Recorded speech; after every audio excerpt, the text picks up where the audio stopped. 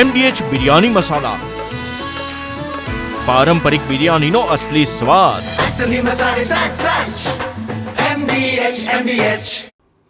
છોટાઉદેપુરમાં ભારજ નદી પર વિકાસના દાવા પોકળ સાબિત થયા હોય તેવું લાગી રહ્યું છે.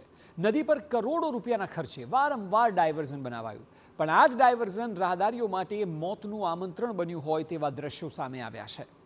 છોટાઉદેપુરના પાવી જેતપુર નજીક આવેલ ભારજ નદી ઉપરનો બ્રિજ તૂટી જતા રાહદારીઓ માટે નદીના પટમાં છેલ્લા 2 વર્ષથી ડાયવર્ઝન બનાવાયું છે.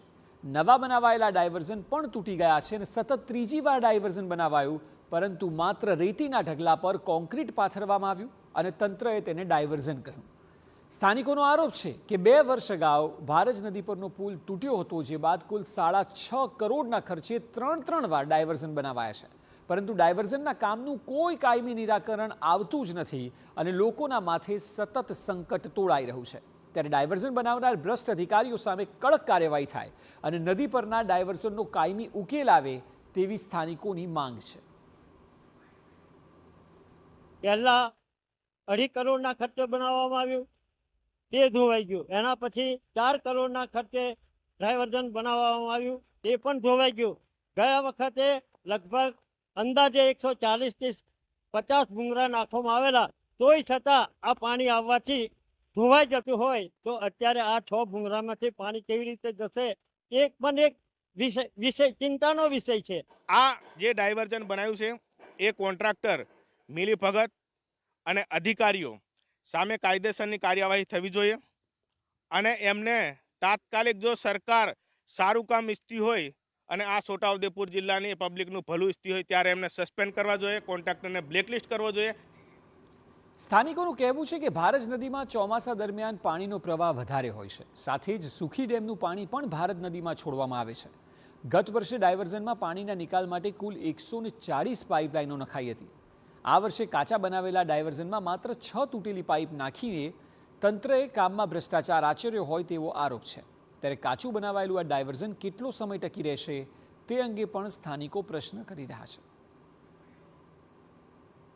છોટાઉદેપુર જિલ્લાના પાવી જેતપુર નજીકથી પસાર થતી જે ભારજ નદી છે એ ભારજ નદી પર નેશનલ હાઈવે નંબર 56 ઉપરનો બ્રિજ આવેલો હતો, જે 2 વર્ષ પહેલા તૂટી ગયો હતો, જેને લઈને રાહદારીઓને 40 કિલોમીટરનો ફેરવવા લગાવવો પડતો હતો. આપ જોઈ શકો છો કે આ જે બ્રિજ છે એ બ્રિજનું સ્ટ્રક્ચર હું તમને બતાવવા માંગીશ કે બિલકુલ નેસ્ત નાબૂદ થઈ ગયું છે. રાહદારીઓને હાલાકી પડી રહી છે. તેને લઈને 2 વર્ષ પહેલા 2.31 કરોડના ખર્ચે આ નદીના પટની અંદર ડાયવર્ઝન બનાવવામાં આવ્યું હતું, પરંતુ પહેલા જ વરસાદની અંદર ડાયવર્ઝન ધોવાઈ ગયું.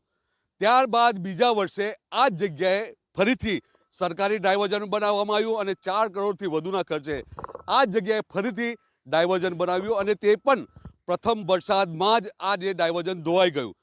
આ જે ડાયવર્ઝન છે એની અંદર કરોડો જે ખર્ચ કર્યો, આપ જોઈ શકો છો કે આ જે પાઇપ દ્વારા ગયા વર્ષે જ આ નદીના પટની અંદર ડાયવર્ઝન બનાવવામાં આવ્યું હતું. 140 જેટલા પાઇપો નાખવામાં આવ્યા હતા, પરંતુ હવે ફરીથી તેને કામ શરૂ કરવામાં આવ્યું. નિયતિ કન્સ્ટ્રક્શન દ્વારા કરવામાં આવે છે, તો આવા કોન્ટ્રાક્ટરને કેમ બ્લેકલિસ્ટ કરવામાં આવતા નથી? સરકારના પૈસા પાણીમાં વેડફાય છે. ખરેખર આ બાબતે સરકાર તકેદારી રાખે તે જરૂરી છે. Maqbool Mansuri, TV9 Chhota Udepur. MDH kitchen king masala રસોડામાં હોય તો આપણે કાંઈ પણ બનાવી શકીએ છીએ. રીંગણાનો ઓળો, બટેટા ફુલાવર, ભીંડી મસાલા અને બીજું ઘણું બધું. MDH